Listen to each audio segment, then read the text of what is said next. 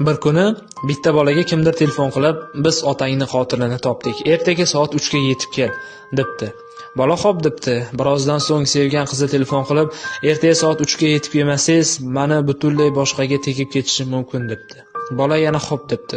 Kechqurun o'rtoqlari telefon qilib, "O'rtoq, ertaga soat 3 ga shaharga yetib kel, yordaming kerak". Shunda bola ularga ham rozilik beribdi. Keyin tong otgancha rosa o'ylanib, onasidan maslahat so'rabdi. Onasi unga, "Otangni qotilini topganing bilan otang qaytmaydi. Sevgan qizing boshqasiga tegib ketsa, boshqasini sevib qolishi mumkin. Lekin do'stlaring sendan yordam so'rabdi, ulardan kechmagin", debdi.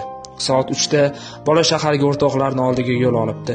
Borsa, do'stlari mashinada kutib o'tirishgan ekan. Bagajda qotilning kallasi, orqa o'rindiqda to'y libosida sevgan qizi o'tirgan ekan. O'rtoqlari esa uni quchoq ochib kutib olishibdi. Ha, do'stlik yo'qolmasin, hech qachon do'stlar. Chin do'stlar yo'g'ingda do'st, yiqilgan chog'ingda do'st, bemor bo'lsang holingdan xabar olsa shunda do'st, do'stim yo'q deb kuyinma,